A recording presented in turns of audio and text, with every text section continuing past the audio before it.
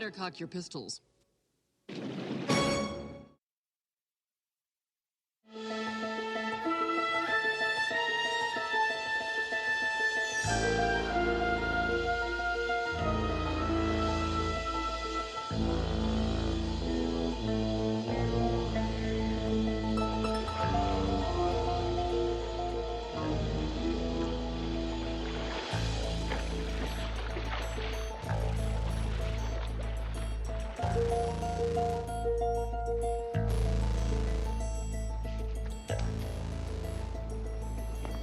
Thank you.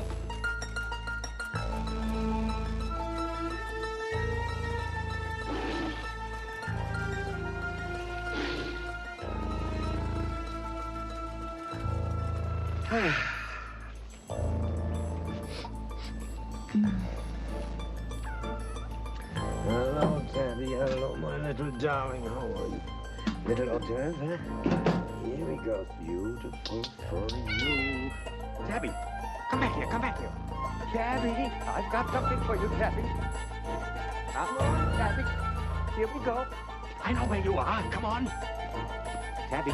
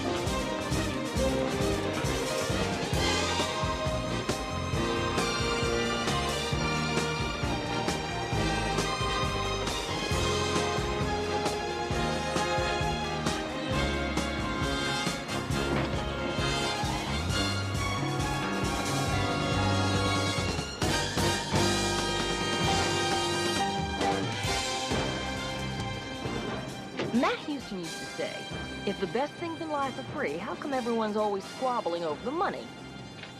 And boy, were the squabbles out today. I know, but if you tell me how much... What's going on in there? They've been there an hour.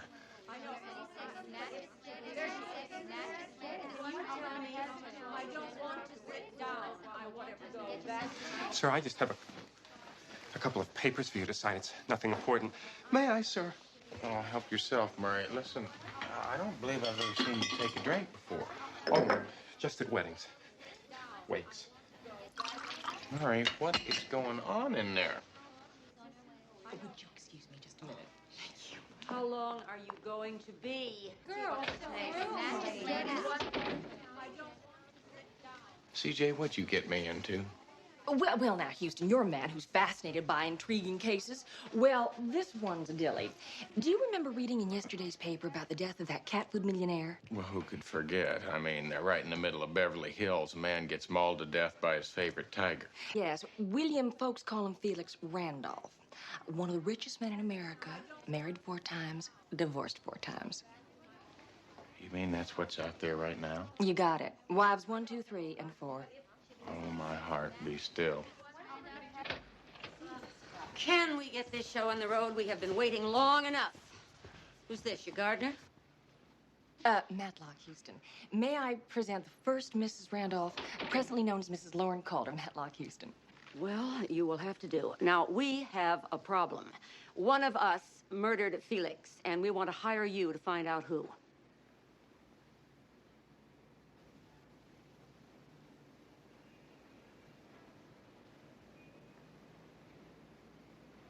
Kennedy, hurry up. I have to go.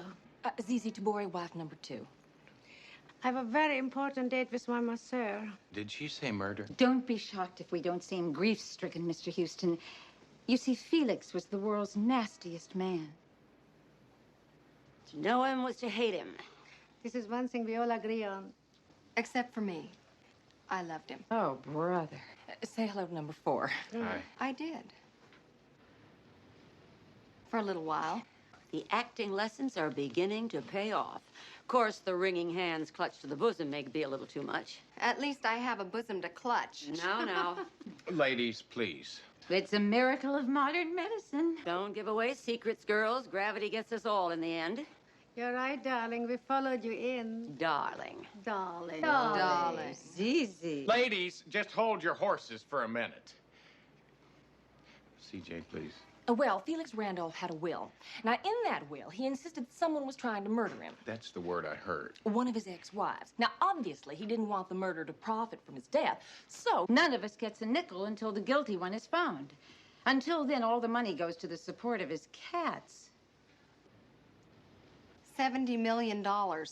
You see, Felix was one of those lovely husbands who played cat and mouse, the rat. So, we need you to find out which one of them, or us, You. killed him, and then to settle the will. To tell the truth, Mr. Houston, we all need the money. Ladies, I'll tell you what. We'll take a look at all the details right, in we'll the go, will and its provisions. Right. Would you hurry it up, cowboy, because as Miss Goody Two-Shoes said, we all need the bucks. Right. That's the first nice thing you've ever said. I have to see him alone. I have to see him. All right. Look, I think I can help you solve this case. Bye-bye. CJ, I want to have a word with you. You bet.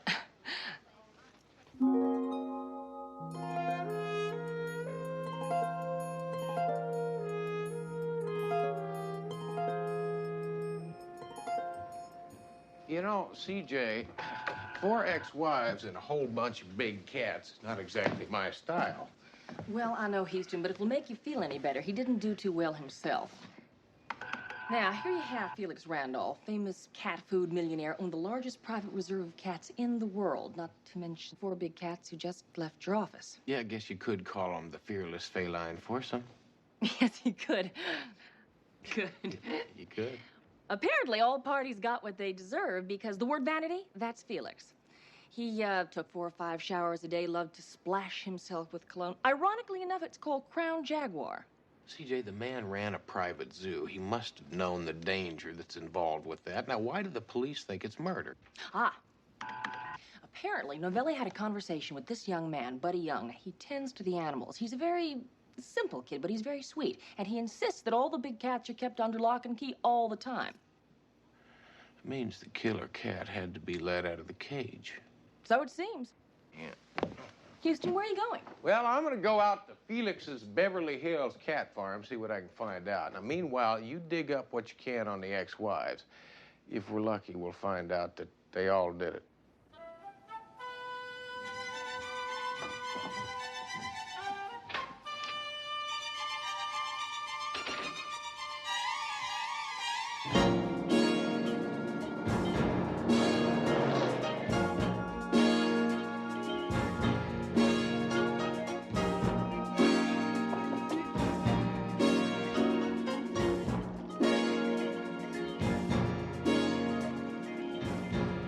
Hello there. Anybody home?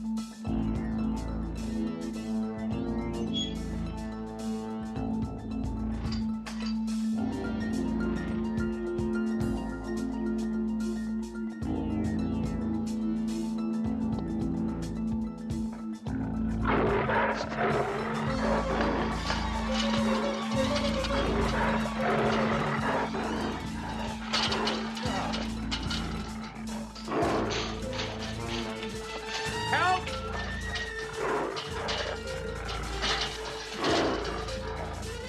Help! Somebody!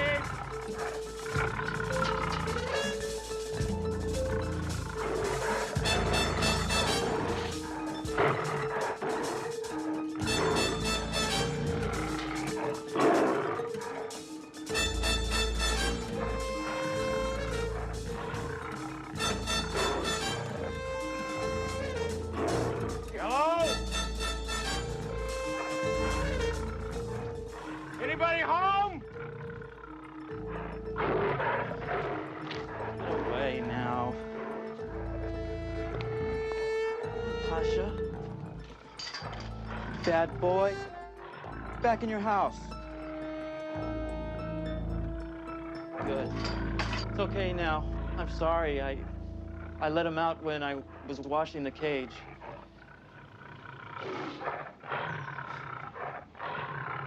I think you scared him. That's why he growled. In fact.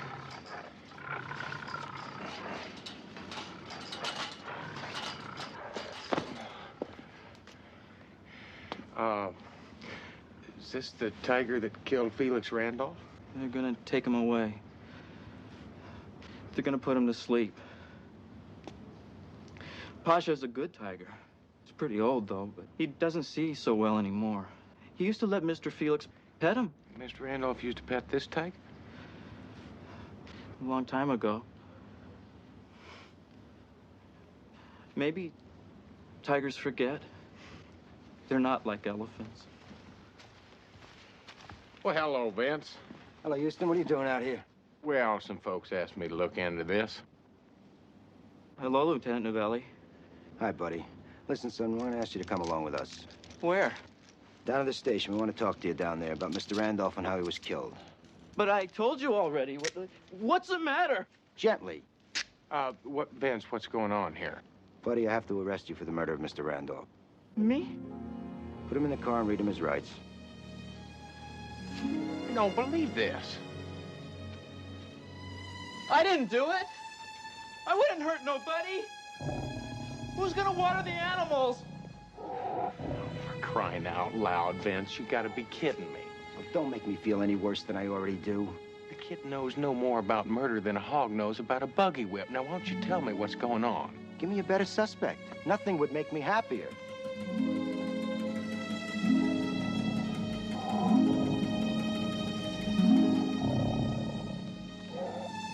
believe I'll do that.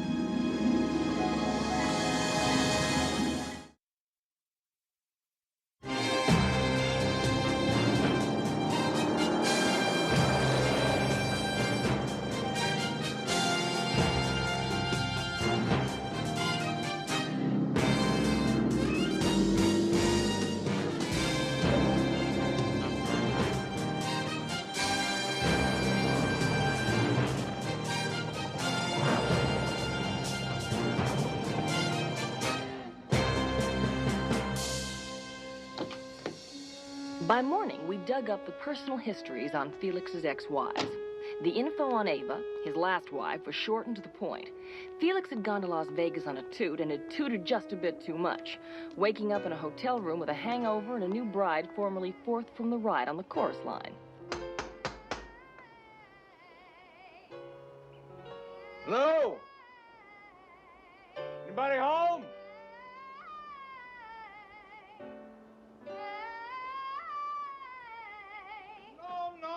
No. That girl's hurting.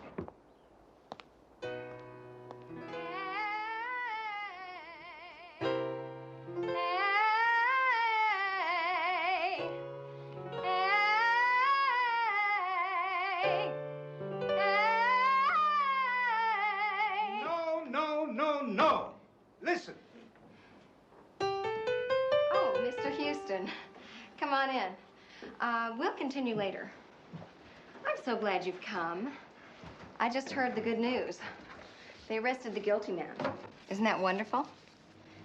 I mean, it isn't wonderful, that poor, simple boy. But at least now we get to go ahead and collect our inheritances. Well, I wouldn't get too excited about that just yet, because I'm not real satisfied that the poor, simple boy is guilty. What? But... Not satisfied? No. I mean, the police are. Police have the boy's head on a chopping block, but they haven't chopped it off yet. Now, you told me you wanted to talk to me at the office. Something about helping me solve this case? Well, that was before Buddy was arrested. I thought I knew who did it. I thought it was Lauren. Lauren Calder, his first wife. She really hated him. Is that right? She was supposed to get some kind of a loan from him for something to do with her company, Crown Jaguar. Crown Jaguar Cologne? That's part of it. It's a whole cosmetics company. She started it after her divorce from Felix. Well, if I'm not mistaken, he used to wear this Crown Jaguar cologne all the time, right? Of course. He only did it to drive us other wives crazy. He always played one against the other. Oh, now, back to the loan. Did she get it? Felix promised it to her, and then he didn't give it to her. He did things like that. Yeah, that's what I've heard. She went through the roof. She threatened him. He told me. And she's tough. I really think she'd... If any of us did it, it was her. Well, that's interesting. That's real interesting. First, we got the poor, simple boy that did it. Then we got wife number one that did it. Now, why don't you let me ask you a question? Why didn't you do it? I'm sorry. That's right. I forgot. You're the one that loved him. Happy trails. Are you making fun of me? I don't do that to people. Look, you didn't know Felix. He toyed with people. He played games with them. This whole thing with the will, it's just a cruel game to keep the money from us. This is just like him. Well, you're the one that keeps insisting that you loved him. He said he'd put me in the movies. He gave me singing lessons and dancing lessons and acting lessons, and then he laughed at me when I showed him what I could do. I'm glad he's dead. He deserved to die. Did you kill him? You're leaving. And don't you come back here. And don't you upset her ever again. It's okay, John. Mr. Houston, this is John, my physical culturist and executive producer. Executive producer. Well, he'll be my executive producer when we make the film, after we get the money from the estate to make the film. Well, it just goes to show you that talent will out, huh? Bye now.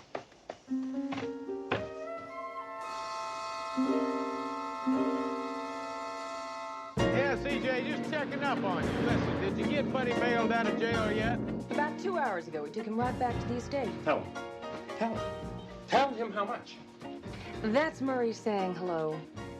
$200,000 bail. What's that? That's Murray sending his regards, Houston.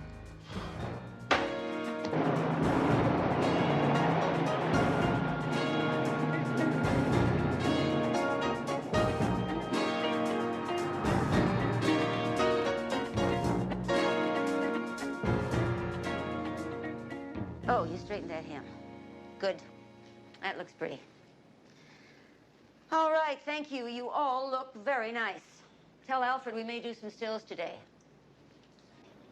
You will confine your meeting to the time Miss Calder allows. You're very protective of your boss, aren't you? Mm-hmm.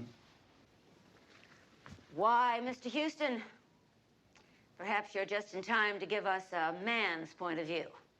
Well, I believe they all ought to get a 10. The perfume they're wearing.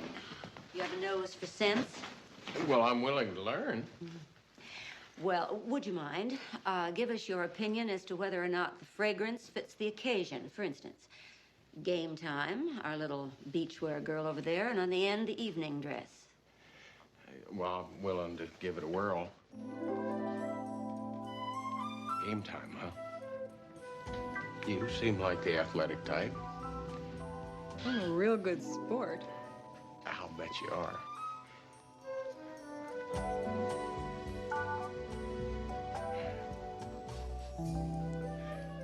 Something you knitted in your spare time? Tell me something. What happens when it hits water? When you get it wet, it shrinks.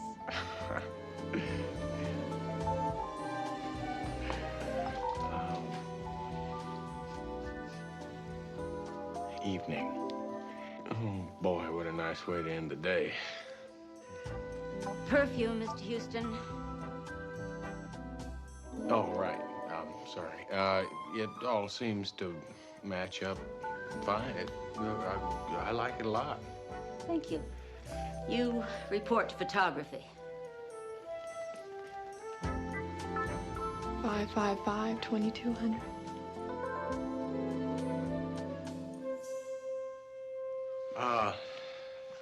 I understand you've been seeing an awful lot of your ex-husband lately. Something to do with money? It's no secret. Larger companies been trying to take me over. I could have stopped them in their tracks if he'd co-signed a loan, but he strung me along and then pulled out at the last minute. Now I'm in a proxy fight, and I'm in danger of losing my own company. Well, I would imagine a company like this would take a lot of years of a person's life, huh? It is my life, and Mr. Houston, make no mistake about it. I intend to keep it. I will do anything to keep it. Now, if anybody had a reason to kill Felix, I did.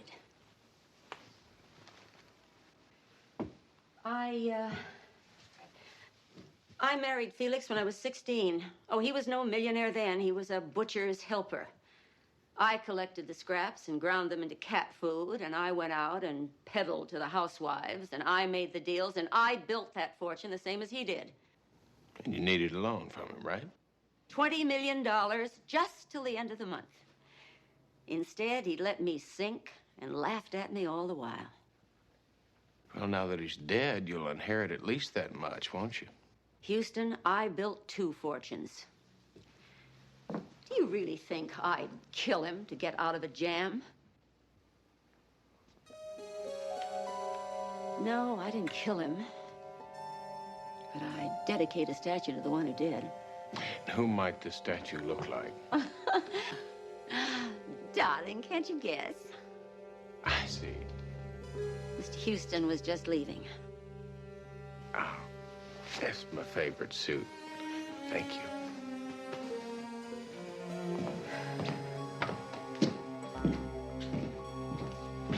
Bart, something I want you to attend to. Yes, ma'am.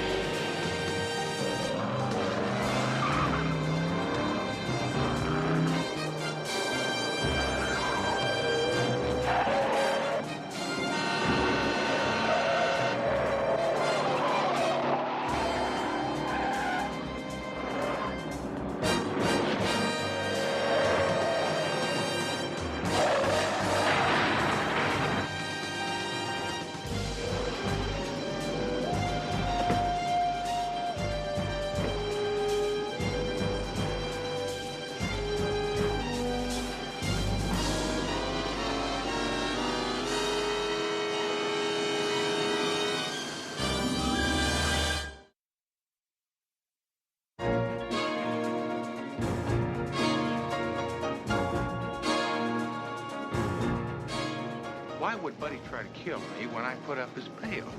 I just can't believe it. I can't believe what he did. Lieutenant, you gotta get out an APB, a 10-4, whatever you call it. You gotta get men out there, cops and cars. Murray, we don't need to send out the Marines.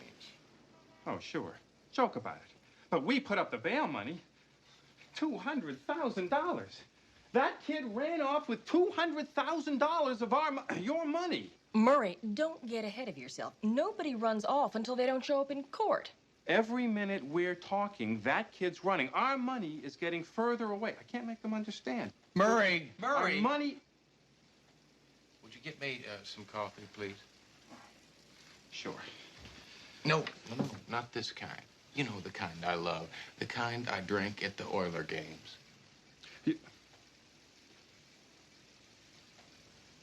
You want me to go to Houston to buy you a cup of coffee? Right. You're kidding. Right. Murray, I'm feeling kind of low.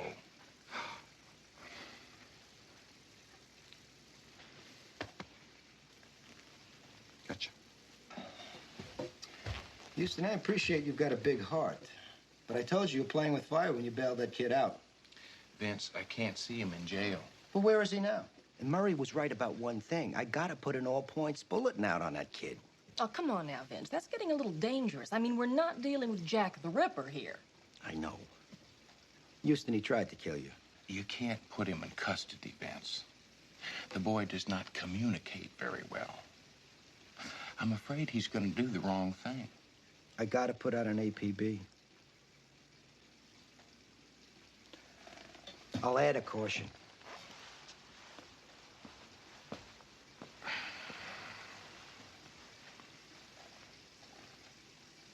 That kid had to know I was trying to help him.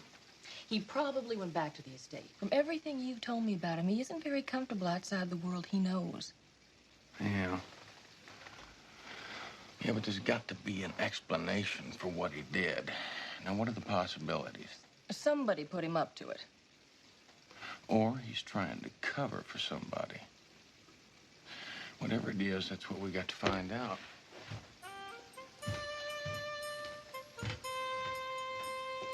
Obviously. Felix's third wife was the ultimate mating machine, the gold-digging, jet-setting, mind-boggling Zizi Tabori.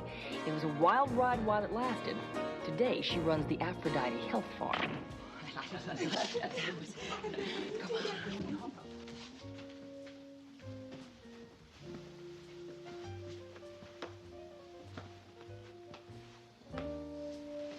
I know who you are.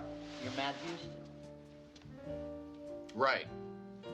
I know what this is about, and I don't want you upsetting her. It's about that filthy ex-husband of hers. If you want to lay that on someone, lay it on one of the other wives. You understand? Yeah, I understand. Now, listen, I hate talking to myself.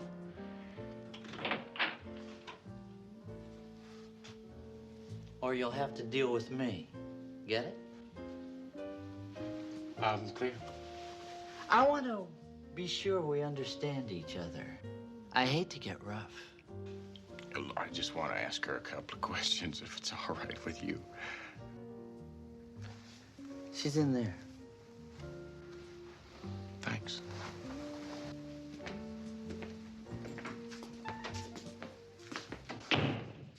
Oh,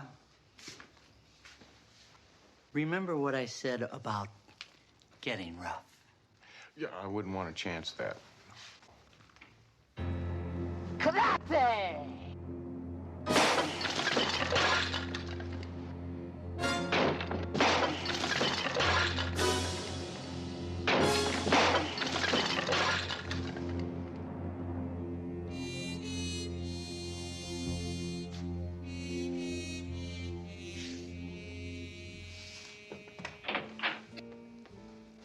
Hello, darling. All right, boys, stop it a moment. I was expecting you. So I understand. What can I do for you? Well, just the obvious. You think that I killed Felix and that I would profit from his death. Well, of course I would. I'm mortgaged to the hilt. If this goes on much longer, I will have to dismiss all these wonderful masseurs of mine. Don't worry, my darlings. I'd rather walk the street than let you go. But thank God, the simple boy done the job for me. By the way, do you know that the simple boy only takes orders from his mother? You mean Buddy? I don't believe I met his mother. Well, we really don't know who his mother is. He's an orphan. But the lady he calls his mother is Felix's third wife. We call her the Saint. You see, she had an orphanage years ago. And that's where the simple boy was raised. And that's where he learned how to treat wild animals. That's why he was on the estate. Well, thank you. I think.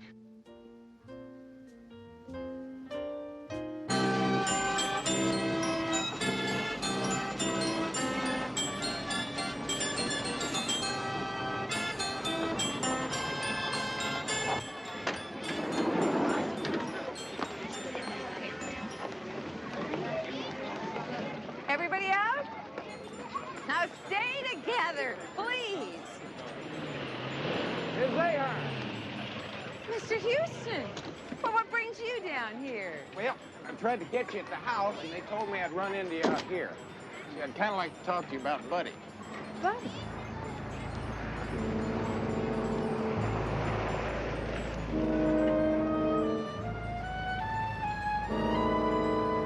Yeah, well, I'm sure that's true, but you see, there's some people that say Buddy would kill for you.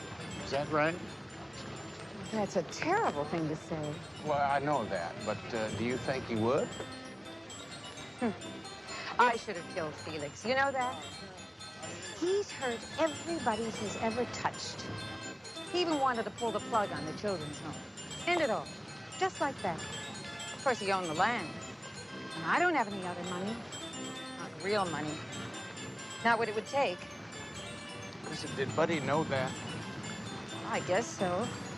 When I'd go over to the house, he'd hear the screaming. Me begging Felix, him laughing, and me cursing him. Listen, do you know where he is? Buddy? Yeah. Well, the police asked that same question. Listen, you got to talk to me. I care an awful lot about Buddy, and I'm just trying to help him. Can you tell me where he is? Well, there are only a couple of places he'd go. The estate, of course, with animals. And the home. And he used to come here, play miniature golf. But he doesn't have any friends. You can play miniature golf alone.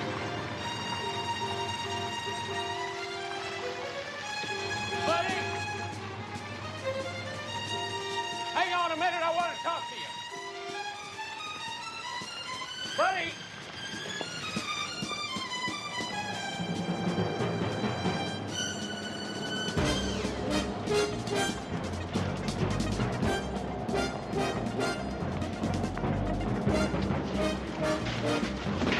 Sorry.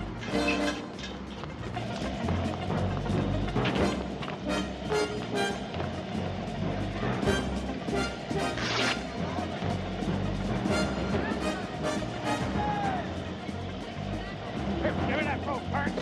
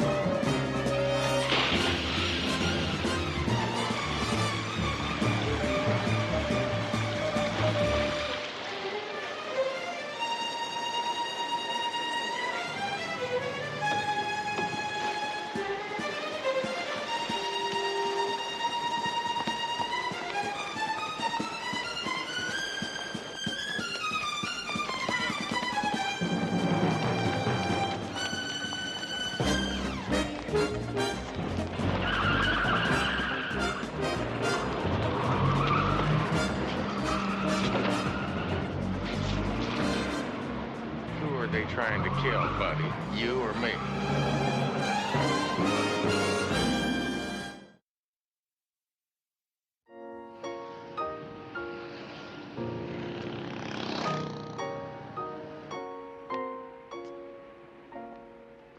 I wouldn't hurt nobody, especially not Mr. Houston. I would never have crashed you. I promise. Just scare you off. Why, Buddy? I know about Mr. Felix's will. You don't think so, but I know. How Mr. Houston was supposed to see if one of Mr. Felix's wives was a murderer. Tell me something. Why would that make you want to scare me? Because they told me on the phone. Who told you? I don't know, but they told me. You want to blame it on my mother. Was it a man's voice? A woman's voice. I don't remember. Buddy, this is a murder case. Are you aware of the fact that you are still under indictment and we are trying very hard to clear you? Oh, it's all right. A jury won't convict me. Buddy, do you know something we don't know? Why won't a jury convict you? Because I didn't do it. Hey! Hey! What are you doing? Oh, Margarita, this isn't a pine forest. This is a piece of Italy. When you smell the cheese, you know. When you smell the oil, you know. The smell here is part of everything. Via con... Mama, come here. Come here. Hey, what's that for? It's because I owe you one, Mama. Oh, I love it. So owe me again? How's that? I'll tell you after you tip me again. Simpaticone. You know, tips like that can starve a girl. Hey! You got your diet, I got mine. Victor? Listen, Vince, I think I got it. I think I've got it. It's been haunting me all the time. Tell me something. How do you train a house pet, whether it's a tiger or not, to be a killer? That's easy. The 3 S's. Right. Sight, sound, and smell. Go on, buddy. Tell him. If you beat a dog, he's gonna hate you on sight. If you blow a whistle, every time you take his food away, he's gonna hate that sound. And the 3rd S is smell. Thank you. You're welcome. So you can train an animal by a certain smell. Ah. Now, you remember the coroner's report? The strong smell of cologne.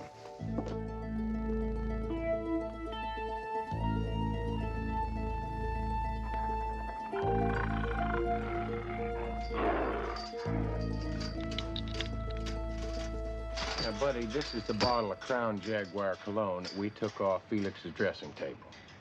Yes. And this is the stuff that he wore all the time, all day long, every day. He always wore it. He wore this stuff when he used to pet and feed the tiger, right? He always wore the same thing. All right, let's try something, buddy. Blow that on there. CJ.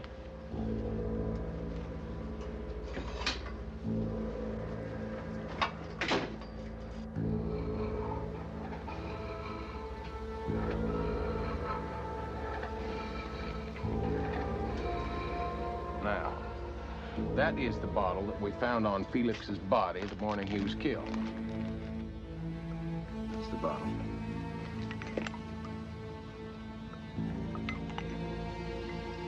Advance.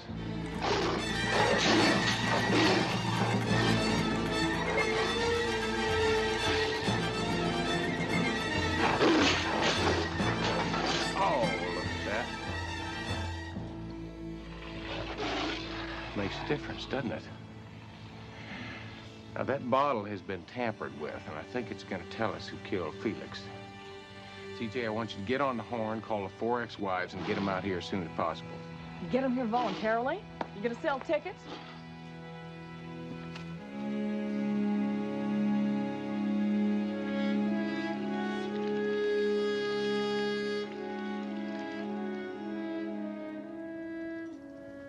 Good afternoon, ladies and gentlemen. I reckon you all know why you're here. Here comes the Charlie Chan scene. Charlie who? Yeah, well, it is sort of like that. You see, I figure in order to catch the killer, I got to get all my suspects right here in one spot. Marvelous, darling. You expect one of us just to jump up and confess? Well, not exactly like that, no. Well, I can hardly wait to see how you're going to do this. Me too. Now, let's talk about some facts here, folks. Now, all of you had a very good reason for wanting Felix dead. You built up his business in a day and age where the little woman was supposed to stay at home and give him all the credit, not to mention all the money. Now, when you went to him for a loan, small loan of $20 million to keep your new business afloat, he just kind of smiled and walked away. Man was right in character. Yeah, yes, he was. And you needed a loan to save your school and the orphans. And just for fun, he said no. He was a real sweetheart. Yes, he was. You two, you're mortgaged to the hilt. Huh. Now, you have an alternative lifestyle, and you just want to be a star and cut a new record. I'm 22, for crying out loud. I don't have a lot of time left. Oh. Well, I wouldn't worry too much about that. But anyway, folks, that's it. All the motives are right here. Now, you all had very good access to this place. Access for what reason? To fix it so the tiger could kill Felix. Listen, darling, you beautiful thing. Did it ever occur to your police genius that maybe it was an accident? Maybe the gate was left open. And maybe it was that simple boy. No! Oh, well, I don't think so. See, I believe it was murder.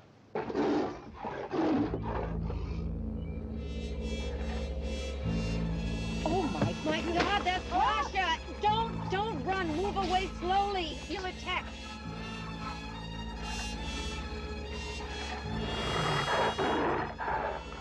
How did it get loose? I don't see why guys are so afraid of Pasha. It's just a great big pussycat. Past tense, darling. Have you forgotten that Pasha ate Felix for breakfast a few days ago? Wonderful for him. ZZ, maybe you could tell me something. Have you ever heard of the phrase programmed to kill? Programmed? What are you talking about? Well, I tell you, it's called teaching an old tiger new tricks, and I believe that was your job, wasn't it, Richard?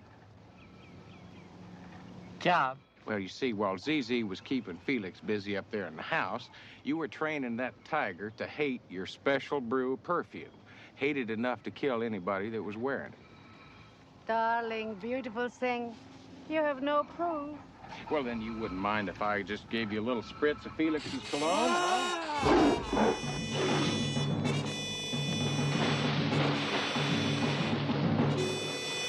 Well, I think that about does it. Buddy, come on out of there, buddy.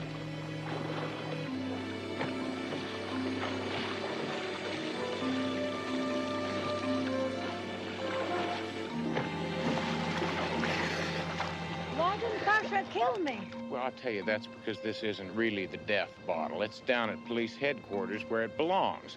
This is just an ordinary bottle right off the shelf. Stupid me. And you even more stupid. I'm gonna kill you.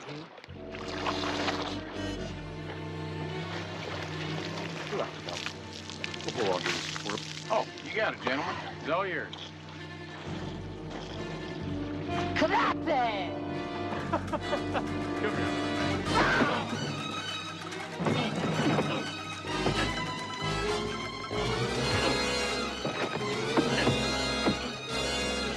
Oh!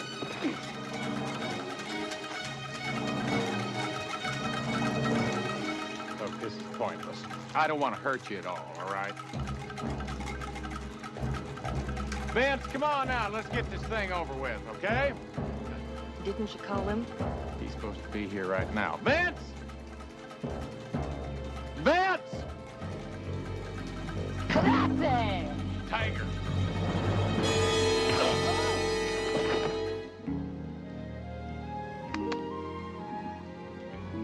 The old point to the tiger trick, huh? Works every time.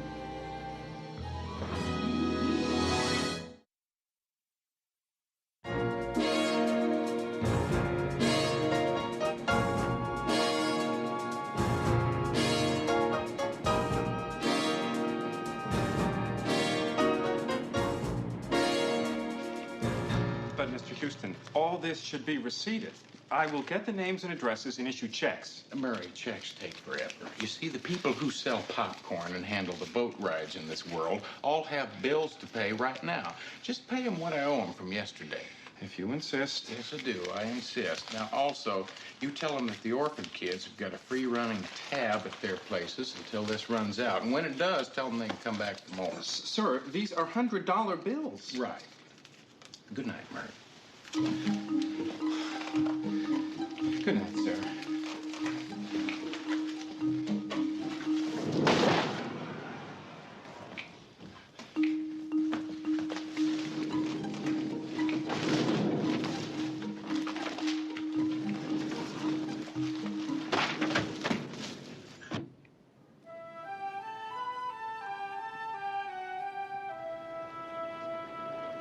Cheers.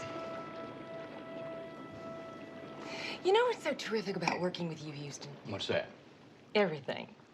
Just think what you've accomplished in the last couple of days. Buddy and Pasha have both been reprieved from their death sentences. Yeah, not to mention the ex-wife's got all her money. And St. Audrey got that palatial estate, which is a perfect place for her to expand her orphan home facilities. Don't forget about Lauren. She's a cinch to win her proxy fight. And if the cover Variety is correct, little Ava's about to make her very own movie. Oh, boy. Let's not forget Zizi. I think it's going to be an awful long time before she gets another massage. I suspect you're right. Now, if you and Vince Novelli can only synchronize your watches when it comes to trapping a killer. You know, either that or just always have Tiger with us, huh?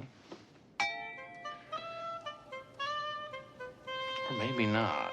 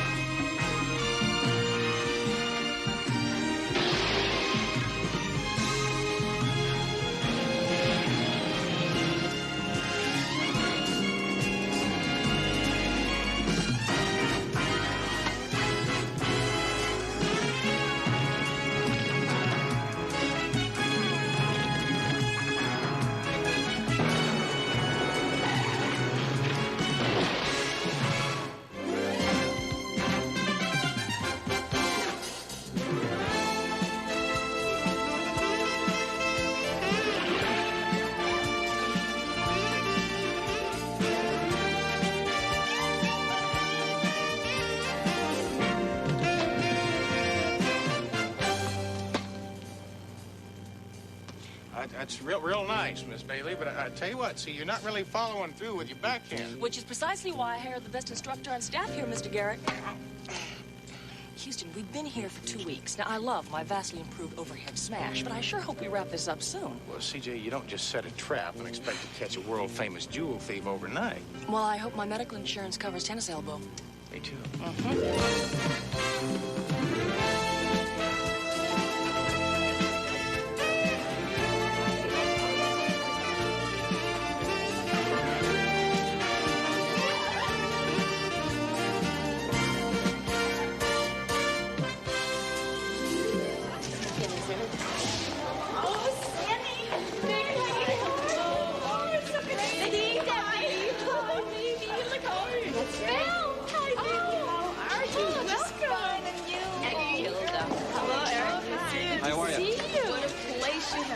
Thank you. We're very proud of it. Southern California Club #1, home base for our expanding hotel operations and the magazine.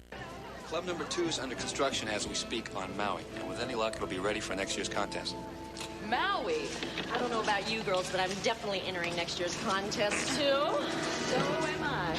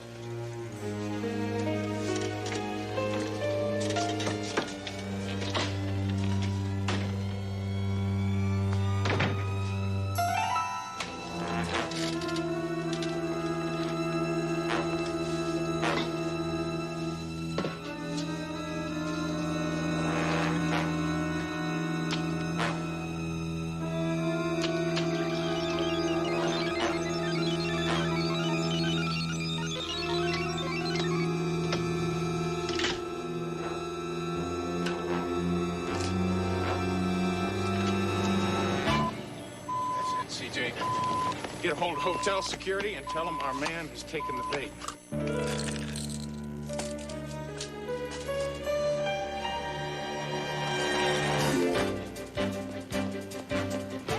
This is all so very exciting, and you beautiful women so perfectly typify what we here at Southern California Club are working so hard to do.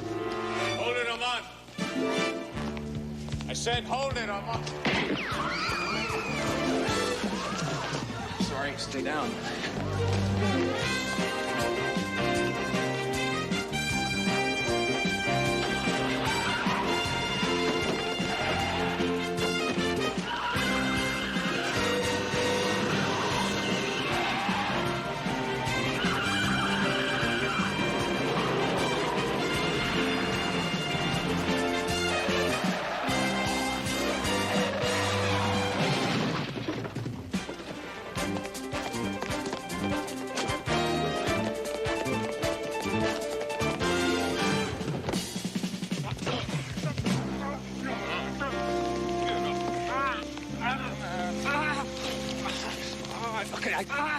Chief Powers, meet Henry Almont, world-famous jewel thief. Presenting the Chapman collection. By the way, Lieutenant Hoyt and the city police are on their way here now. Good. Take him to the office and hold him until the police get here. Nice job, Houston. But I still say Nikki is wasting her money having you here. I could have caught Amont if I'd had the chance. Oh, there's no doubt about it. Tell me something. How did you know Amont would strike today? Oh, it's very simple. CJ's going on vacation. What? A vacation to Acapulco. If Amon had stolen those jewels, it would have blown my airline reservation. That's very disappointing. Very. Yeah, that's why we had to figure out a way to speed him up. You see, Mrs. Chapman was scheduled to stay in town with her jewelry collection for one more month. Now, Henry Almont knew that, so he was biding his time. But last night at a dinner party, Mrs. Chapman decided to return to New York with her gem collection tonight. That's exactly what I told her to say, and that would force Amon to make his move today. Game, set, and match, Mr. Houston. Adios, senorita. Ah, gracias, senor. See you in 2 weeks.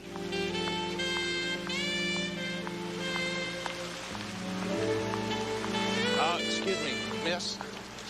Listen, I just wanted to apologize for that collision earlier today. I hope you're all right. Oh, I'm fine. A little shaky. People firing guns does that to me. Yeah. I'm Sandy. Sandy Marlowe. Sandy, it's a pleasure. Matt Houston. Well, you make a wild first impression, Mr. Houston. Well, it might have something to do with the fact that I'm really not a tennis pro at all. See, I happen to be a private detective. You wouldn't kid me, would you? I know. I mean, not at all. I really am a private. So are you sure you're all right? Maybe this is crazy, but... Mr. Houston, would you be available to have dinner with me tonight? I guarantee it would be strictly business. I mean, I'll pay the bill. Strictly business, huh? Yeah, sort of. Sort of. Well, you know, I tell you, I just came off of a long case, and I got quite a bit. I should have known better than to ask. Now, hold on, Sandy. Listen, well, you didn't quite let me finish back there. You see, I might not be ready to jump into a business meeting, but I would very much love to buy you dinner. And if during the course of that dinner the conversation changes to what's bothering you. Thanks. 8 o'clock? I'd be fine.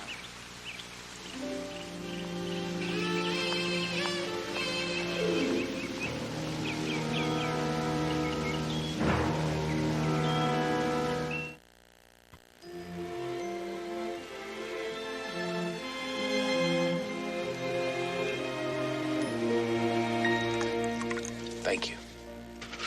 Now, you were talking about the girl in New York. Janice. She's the one that first started talking about this maniac thing. Now, Janice, was she also a centerfold? Was. That's just it. Janice was Miss January, but she dropped out of the contest. Go on. Well, we just finished a 10-city promo tour plugging the contest when this maniac thing supposedly happened in New York, in the hotel we were staying at. Sandy, you've used words like supposedly and claim. Now, does that mean you really didn't believe Janice? Yes and no. Janice has a far-out imagination, and sometimes she'd take things like acid and PCP. I don't know. I don't know if somebody really attacked her or not. Now, you believe her enough to be scared, don't you? Well, wouldn't you be? I mean, I'm not the only one. I've talked to some of the other girls, and they're willing to come in with me. You know, to come up with enough money to hire you. To find the so-called maniac, and if there is one, catch him. Yeah, I guess.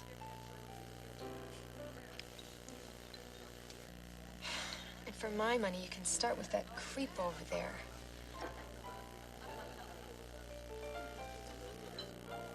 He's turned up in almost every city on this tour. Does this creep have a name? Dumbreel, I think. He claims to be a reporter. Excuse me. Mr. Dumbrell? No, wait, no. Mr. Dumbrell.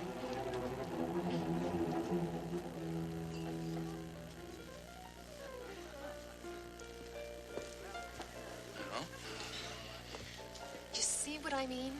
It's weird. It seems like no matter what city we're in, I can look up and I'll see his face in the crowd. Sandy, has there been anybody else like him that's followed the tour from city to city?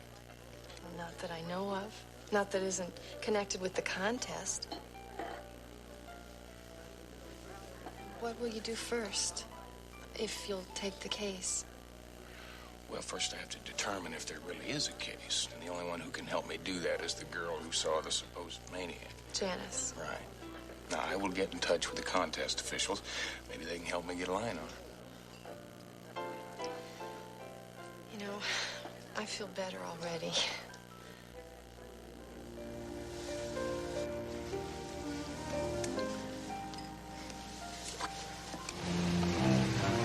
CJ, thanks for coming back. I'm sorry about your Acapulco vacation. Could you hang on for a second? Well, when I heard my name being paged at LAX, I had a feeling Montezuma would have to wait to take his revenge. Now, what's this I hear about a missing centerfold? Well, maybe nothing, CJ. It just seems like she disappeared from New York, and I'm having a hard time tracking her down. She shouldn't be that hard to find. What can I do for you? I'd like you to go back to the office and do some homework. Okay? Put together a list for me of everybody that was connected to the New York contest prior to their arrival here yesterday. They all stayed at the same hotel in Barrington. You got it. Where will you be? I'm going to be here. I'll have a little chat with the management, see if we can come up with a similar list. Thank you.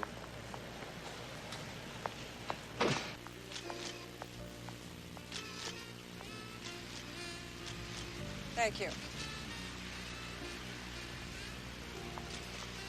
To my husband, may his new Broadway show rise to the heights and remain there forever. Dina, you have to start with the booze so early. It's much less harmful than that stuff you put up your nose.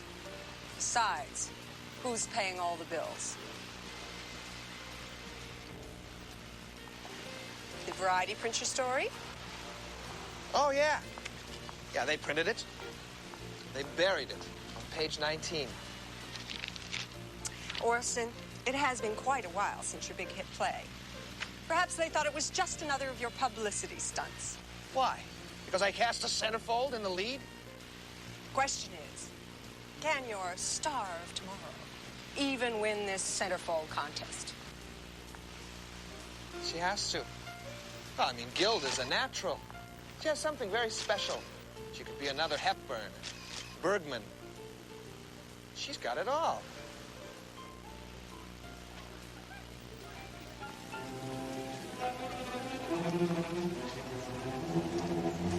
Hi, here's Sandy Marlowe. I'm Lenny Dumbrell. Look, I know who you are. Just stay away from me, huh? You can't talk to a member of the press that way. Press? You're a weirdo who hangs out at beauty contests. I'm a freelance photojournalist. Who's never had one story published. Now leave me alone or I'm gonna call security. That won't be necessary. I believe the lady asked you to leave.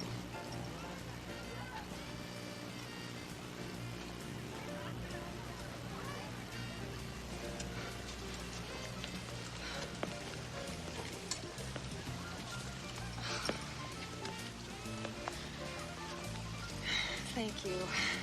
Man certainly knows how to make an exit, doesn't he?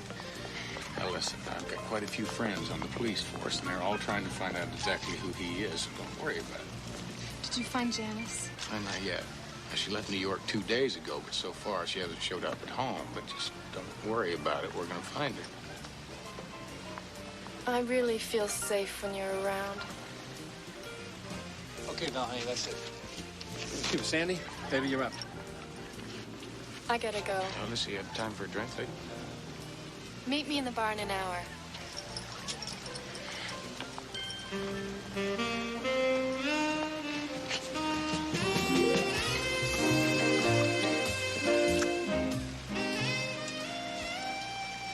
Make that a half hour.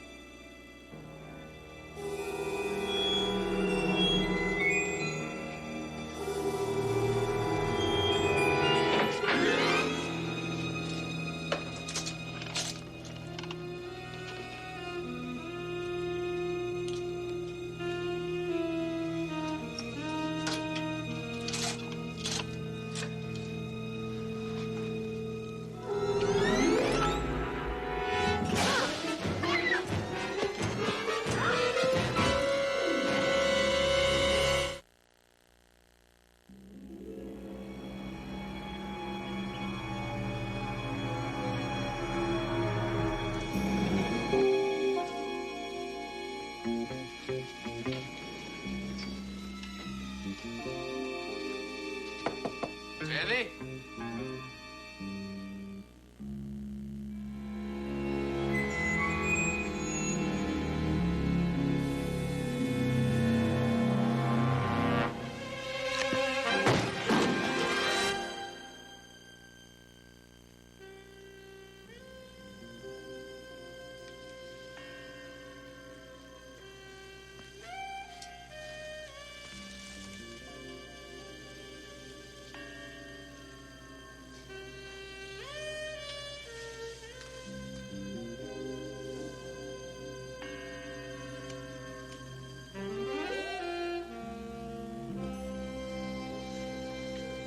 All I can say is this wasn't my fault.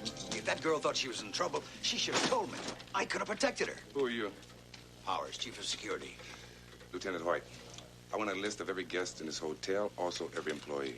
Well, I don't know. That could take a lot of time. I'm a busy man. I mean, that could take a couple of hours. No, it won't take a couple of hours. I don't have a couple of hours. The dead girl doesn't have a couple of hours. I want that list fast. 20 minutes tops. You know what I mean? Yes, sir. What a stinking world. Butchery, lipstick, graffiti. What the hell are you doing here, Houston? I was trying to be on hand when they were stuffing one of my clients in a body bag. That dead girl was one of your clients?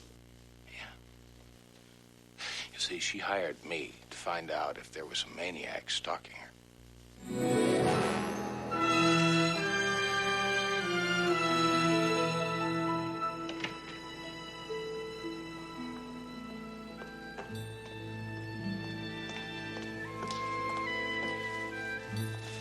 Houston, are you all right? Yeah, I'm just thinking, CJ. Trying to sort things out a little bit.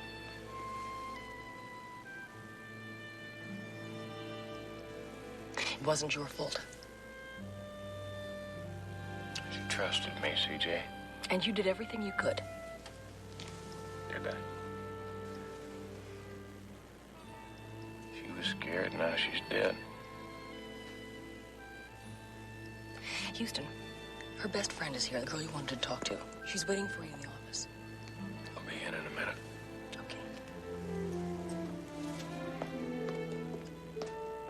Sandy never admitted it, but she hated this Cinepho stuff. Well, then why did she stay in it, especially after Janice told her about a maniac and dropping out? That's easy. Fame, money. The winner of this contest makes $100,000. That's what I call a lot of motive. Yeah. Now, so we've got several possibilities. One being that the girl who dropped out of the contest was right, that there really is a full-blown loony out there.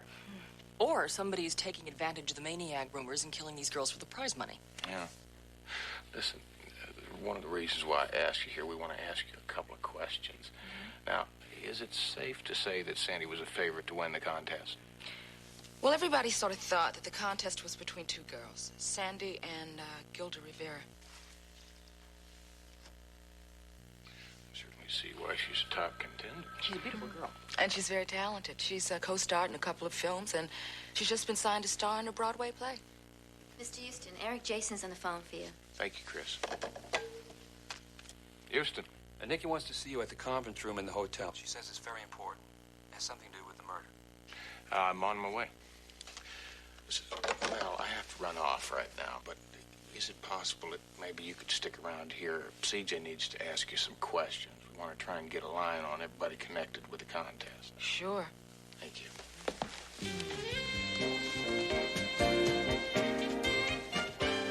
You know, Houston, you and I are an awful lot alike. Shakers and movers. Pulled ourselves up by the proverbial bootstraps. Became conglomerates. There's one thing I don't understand, though. Why did you give up your empire to become a detective? Well, I guess my priorities changed. I suddenly realized making money was not the end all. I'm beginning to wonder if it isn't time for my priorities to change. This centerfold contest, the international telecast, my fast budding chain of hotels, they all seem so terribly important to me. Before I got this telex. It's addressed to you. Apparently you've been making inquiries, but my hotel manager thought I should see it first. It concerns Janice Fields, the centerfold who claimed that a maniac was out to kill all 12 of the girls and withdrew from the contest. She's dead. She never even made it out of New York. A janitor found her body in the hotel basement. She'd been dead for 2 days.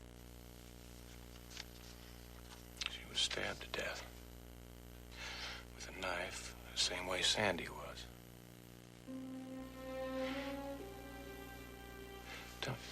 Janice was Miss January.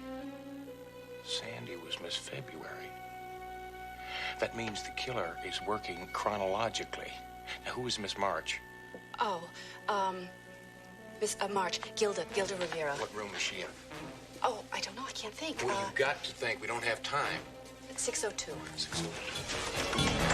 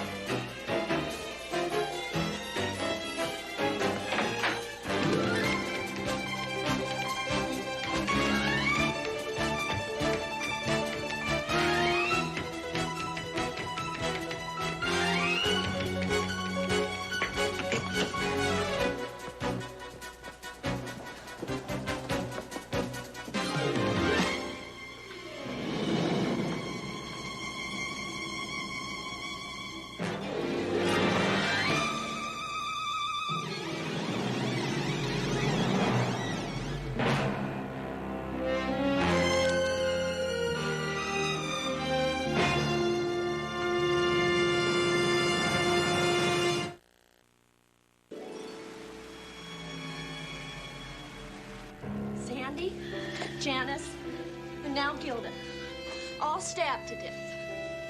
Janice was right. She said he threatened to kill all 12 of us. Well, the score's 3 down and 9 to go. Debbie, for God's sakes, will you shut up? I don't want to shut up. I want out of this contest now and alive. And you'll all go with me unless you want to stay here and die. I'm with Debbie. This has gone Ladies, far. please, just listen to me for a minute. Now, the worst thing in the world you can all do right now is panic. Now, even more dangerous is this notion of you all packing up, pulling up stakes, and heading home unprotected. What makes you think so? The late Janice Fields makes me know so. You see, she dropped out of the contest, and she headed for home, but it didn't take her off the killer's hit list. And now, you do have a point there. Yes, but with all due respect to Houston, you may be wrong. Val, don't you understand? It doesn't make any difference where you and all the other girls are. You're all centerfolds. You all did appear in Nikki's Southern California Club magazine. So what you're telling us is that the contest itself has nothing to do with the kill and his motives? I mean, that he's going to try to kill us regardless? There is a very strong possibility. But what do you recommend, Houston? I say we all stick here. Just be calm. Use the buddy system. Travel in pairs. Just don't go anywhere by yourselves. It does make sense.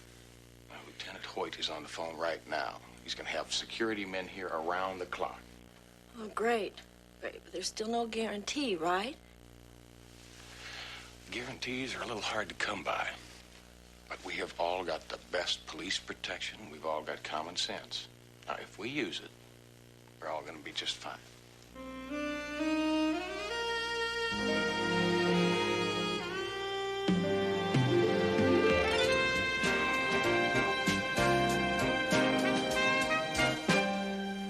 Ready when you are, CJ.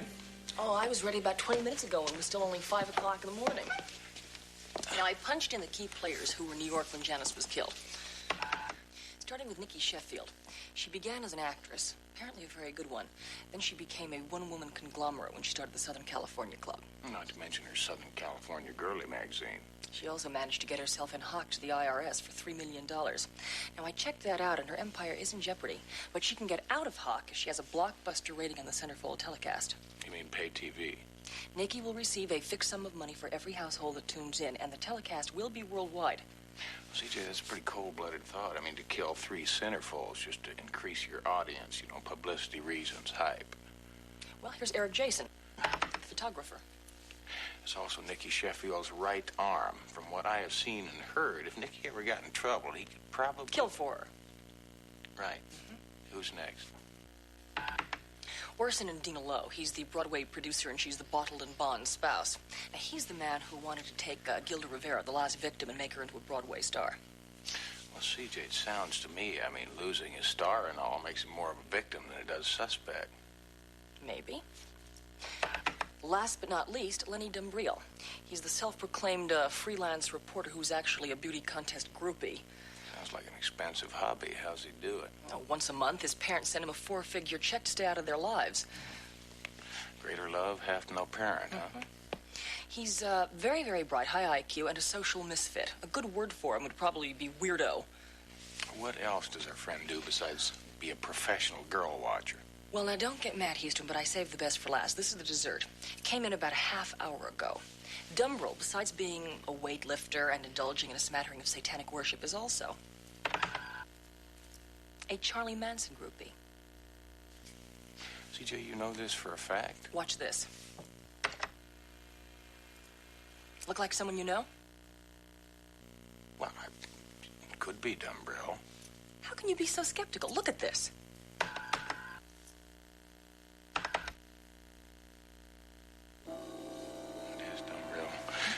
Get a hold of Lieutenant Hoyt.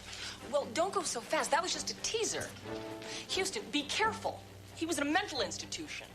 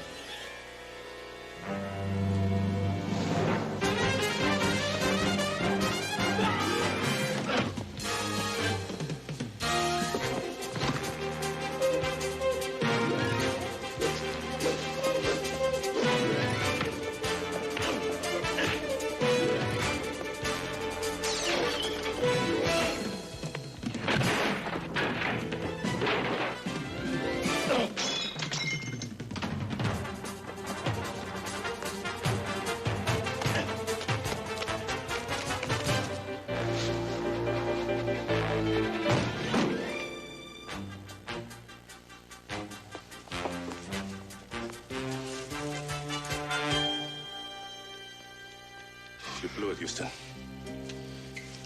You really blew it. Now we gotta catch that crazy the hard way, if we can find him. Well, all we have to do is come up with some solid evidence. You have any luck? Only the murder weapon with Dumbrill's prints all over it. Showed up in New York, in the hotel where Janice Fields cashed in. Dried blood all over the weapon. A perfect match. Well, maybe I did blow it. All we have to do now is find him before he strikes victim number 4.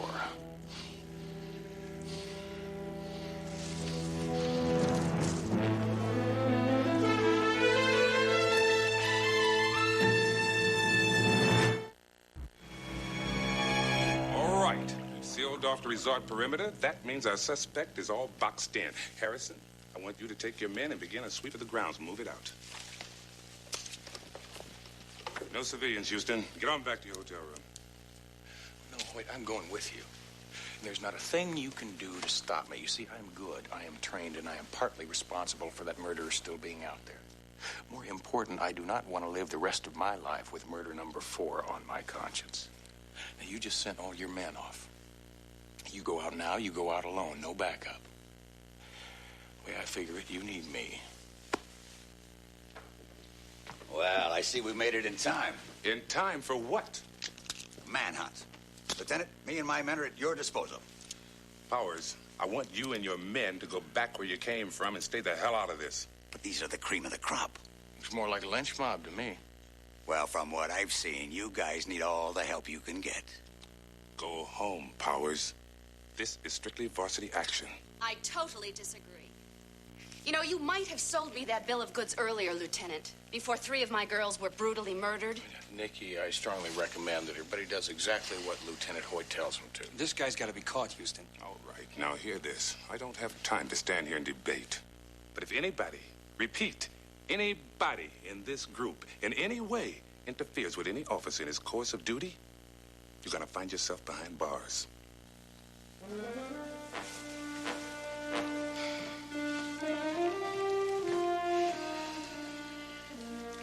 Powers, get going. Yes, ma'am. Don't you worry about a thing. Let's go.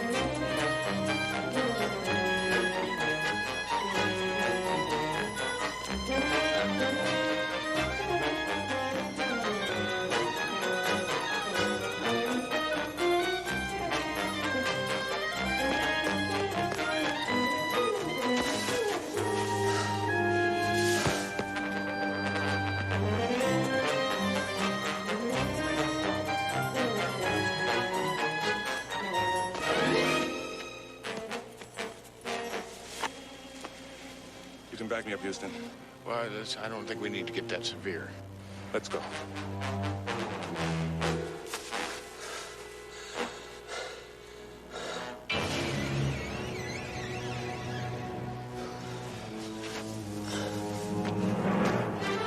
Don't move, Dumbrill! Police! Do what he says, Lenny! Fire! Cease fire, you idiots!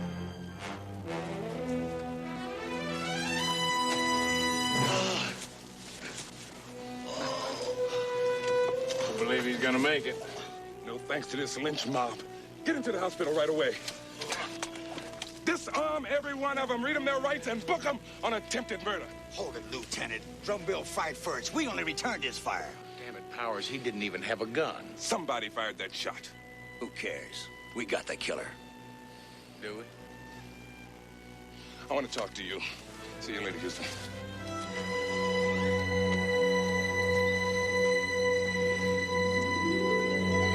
Are you positive of that? Thank you very much. CJ, I think I just figured out who killed the 3 centerfolds. Dumbrell. Newspaper's saying you're a hero, Houston. Papers were wrong, CJ, just as wrong as all the people who said Lenny Dumbrell fired the first shot when he didn't even have a gun. Well, there's a lot of undergrowth in that area. The police assume they'll find a gun eventually. Sure they will. Seems the real killer plants one there. Houston, what are you thinking? See, it's just too easy, too pat. Lenny Dumbrell is perfect fall guy. I mean, think about it. He's a loner, devil worshiper, Charles Manson groupie. He followed the centerfolds everywhere they went. So you think he was set up? I'm almost positive. I mean, think about it. It would be easy enough to lift Lenny's fingerprints off of an object and place them on that knife. Just as easy, somebody could have placed that roll of undeveloped film, the film of Sandy's body, in his camera bag. Keep going, Houston. I think you're on a roll. CJ, the phone call I just took. Now, I've been doing some checking the killer wouldn't have expected us to do. I checked into the backgrounds of the 3 dead centerfolds. And? Well, it turns out the last victim, Gilda Rivera, she had a background in half, including a very highly illegal way of making money, and it's called blackmail. Seems that she would lure Hollywood producers into compromising positions, then secretly take lurid photographs, then exchange those photographs for parts in their next movies. So she developed higher aspirations and decided to become a Broadway star.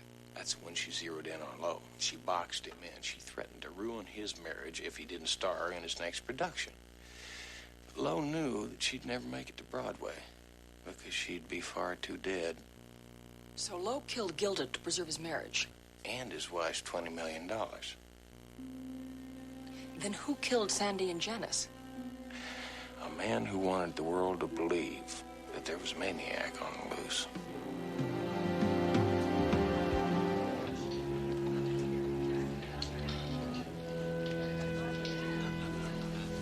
Phone for you, Mr. Lowe. Thank you.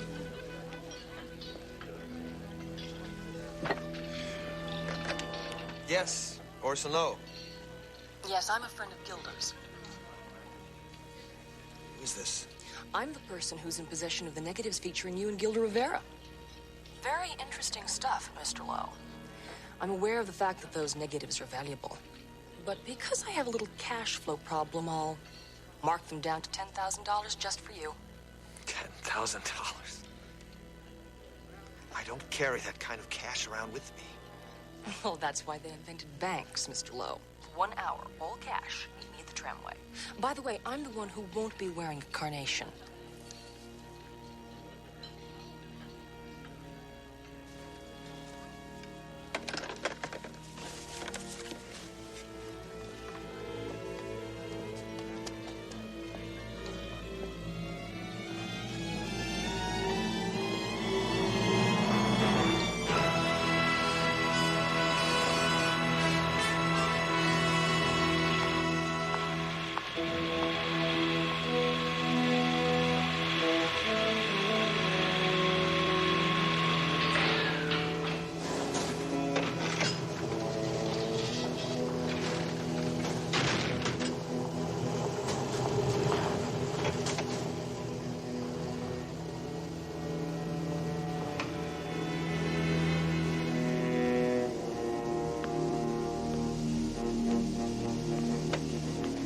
Thanks for being punctual.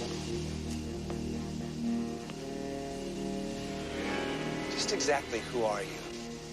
And how did you get those negatives? First, the money. The negatives. Right there, Lowe.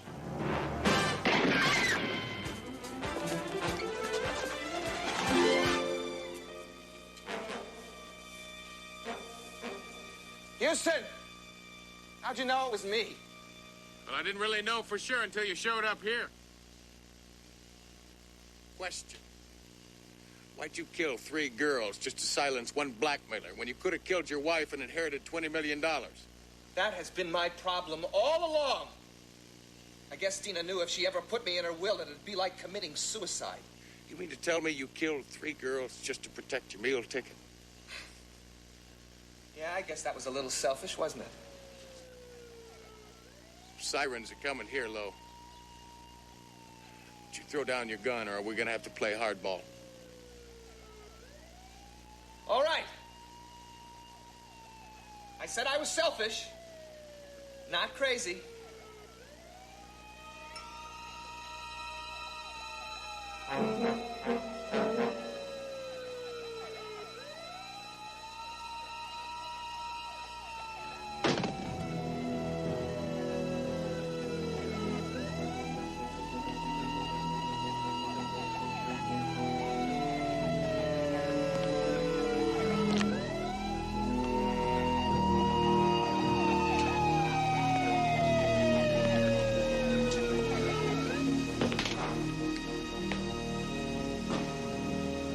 know, Mr. Houston, what I didn't say was I could never survive in prison.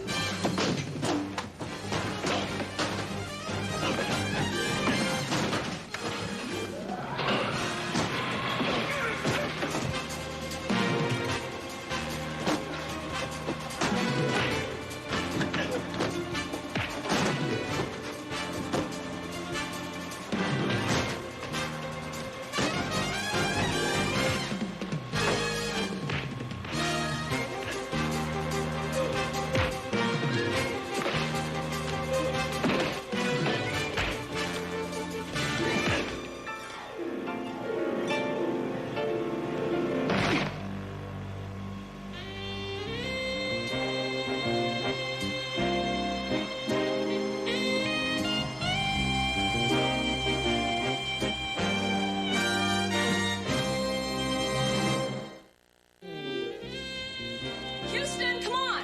My plane leaves in 20 minutes. Be there in a minute, CJ. Acapulco, sun, margaritas, bachelors, good stuff. And nobody deserves a 2-week vacation more than you do, CJ. So let's hit the smoggy blue for LAX. Okay. Don't do it, Houston. No, no.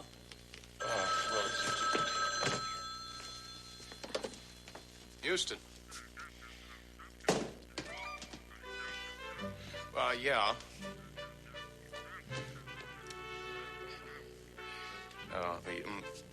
I will. CJ, that's some good news and some bad news. Don't tell me, Houston. Well, now, wait. The good news is that you still get your 2 weeks of fun in the sun.